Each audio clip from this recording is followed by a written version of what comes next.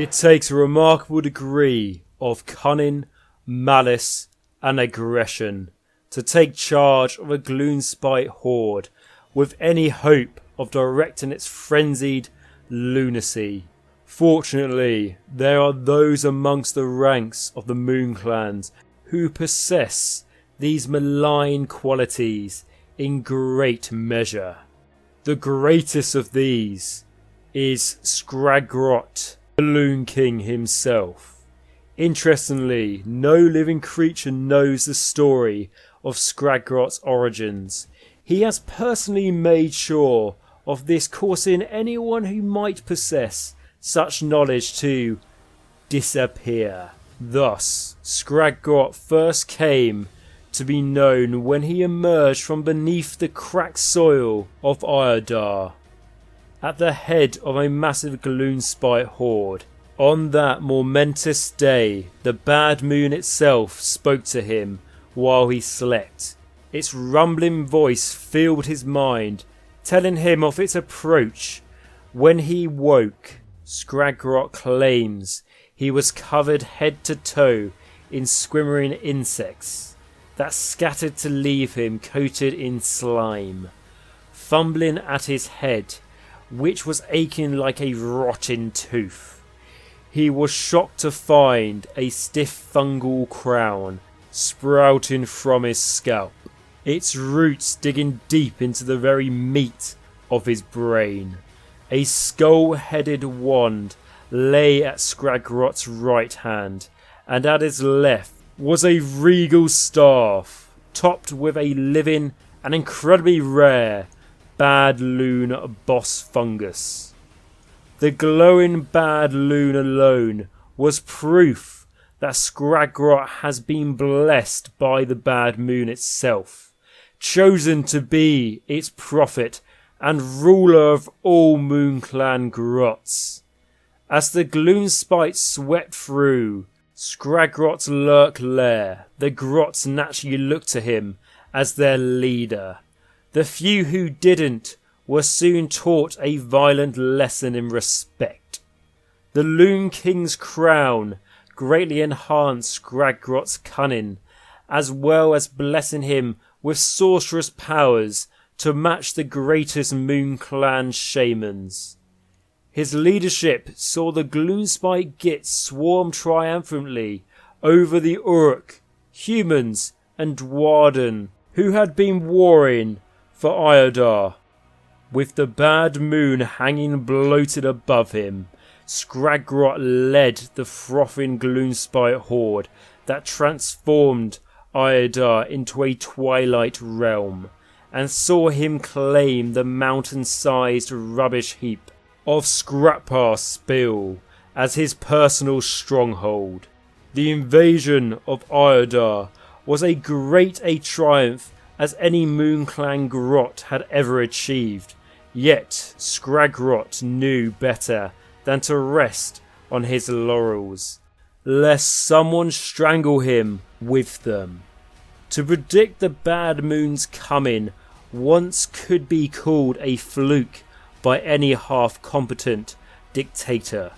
No, to cement his power as the herald of the Everdank, SKRAGROTT had to prove he knew where the moon was going to turn up next. So did SKRAGROTT cultivate his lunatic asylum, channeling the accumulated mutterings of his captive seers and prophets through the chattering maw of his skull wand. Though the Loonking's sanity had taken a few knocks since beginning this radical scheme, he has successfully predicted the Bad Moon's coming on 4 more occasions. Each time, SKRAGROTT has led a mighty gloomspite horde to bring on the Everdank, and with each such victory, his power and renown has grown. Countless Moon Clan lurk lairs and even Spider Fang tribes now recognise him as their almighty king, with more grot enclaves falling into his influence every night. It will not be long until none can withstand the gloomspite Gitz. And that is my short lore video on the Gloomspite Gitz' very own SKRAGROTT the Loonking. So, a fantastic little character. I always think the, well, to be honest, like, I still call them goblins from obviously the world that was, but, you know, grotts now, anything from, you know, Skarsnik, they have, for such a small being, if you like, in this massive world, they have such character and just like devious side to them, and they brought that into Age of Sigmar with SKRAGROTT himself. He's very cool. I would like to know his origins a little bit more, as in the lore it says, you know, he basically kills anyone who tries to find out, and I understand that's quite funny and stuff, but it'd be interesting to know where he was before he was gifted like these certain artifacts, shall we say, you know, like his crown and his wand and his staff. But then again, you could say that he was just a basic grot, and it wasn't until that moment where he became noticeable at all. So I can kind of understand that. I think it's interesting how his crown is actually, you know, fixed into his skull and even his brain as well. They've really gone there with that. That's cool. I think it really gross, essentially. And I like it with the staff and the wand as well. I think the name wand, we need more wands in Age of Sigmar for sure with that one. But no, Gloomspite Gitz, to me, I always think they're really cool. It's an army I don't personally play, but I've always loved how the playstyle of the army works, because it just seems really random and really fun, and it looks like there's a lot of high risk, high reward, and I'm someone who loves command points, and that army has so many ways to generate those command points.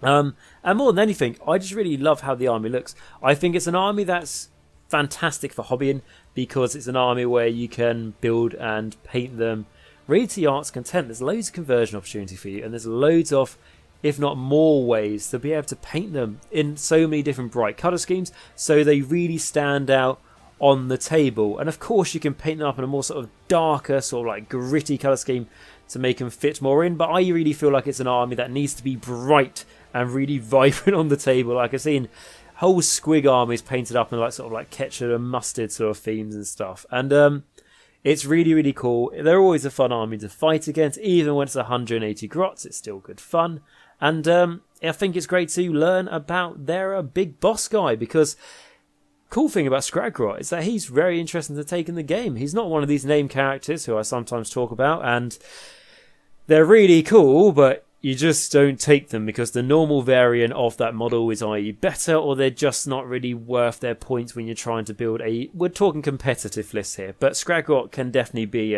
competitive. He's got an awesome ability on his spear where basically you chuck a spear at you, and then there's ways for you to basically keep on taking damage over time because his spear is poisoned with fungus and stuff. So even if it just did, you know, not much damage to you on the first impact, it will continue to do more and more damage throughout the game, which I think is really, really cool. I love that those little elements. And for a model that's like, they haven't just got him and made him like a massive grot just because he's a named character. He is roughly the same size, but he just looks a bit bigger because of, like I say, the crown and staff and everything else. And he's got two lovely squigs that hold up his cape for him. So anyway, I'm rambling on now, and this is a short lore video, but I really hope you guys enjoyed it. If you did, please smash that like button, that subscribe button, as that massively helps the channel. It's absolutely free for you guys to do so. Remember, if you are already a subscriber, make sure you click and also smash it again, that notification button, so it means you'll never miss a future video, and you can stay all up to date on my channel. I also, of course, want to say a massive thank you to my patrons, who you'll be able to see on the screen now. They do a fantastic job. Because of these guys, I can continue making videos for this channel and just continue my content on YouTube on general and try and help as many people as possible. So a massive shout out to these guys. So firstly, we got for our Morghast, we've got Sandback, who is a massive supporter and really does contribute a lot. I can't thank you enough, mate. Onto our vampires, we have Mir Martinez, Ruiz 321 and Max T. Thank you again, guys, for that tier, as it is very kind donation you are giving to the channel there, and it makes a huge difference, as like I've mentioned. And I also want to move on to our Necromancers now, which we've got Jack L, Radiation Riley, and AW77 and Dice Sagas, which is a fantastic way to be able to support the channel on a continued basis, and I know a lot of you have been doing it for a long time, so a massive thank you. But I also want to give a special shout out for Dice Sagas, who is my latest Patreon, and I just want to say a huge thank you for signing up and supporting the channel and allowing me to keep on trying to help as many people get into Age of Sigmar as possible. So huge shout out to these guys. If you'd like to become a Patreon and support my channel, you'll find a link to my Patreon at the top of the description down below. If you just check it out, and anything you can give, guys, even just $1 a month, goes straight towards the channel and really helps for me to be able to produce the content I do. And even if you just have a look, guys, I'd be really, really appreciative. Also, if you've got any questions or your thoughts on the Gloomspite Gitz or Skagrott the Loonking in particular, make sure you leave that in the comments for this video so I can see that and respond to you, and it'd be great to have that discussion.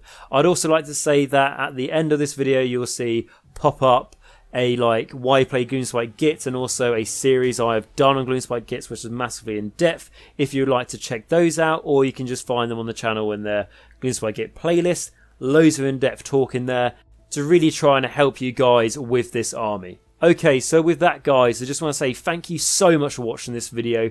Remember, until next time, to stay hygienic, stay safe, wear a mask, wash your hands, and of course remember, until next time, Nagash is all, and all is one in Nagash.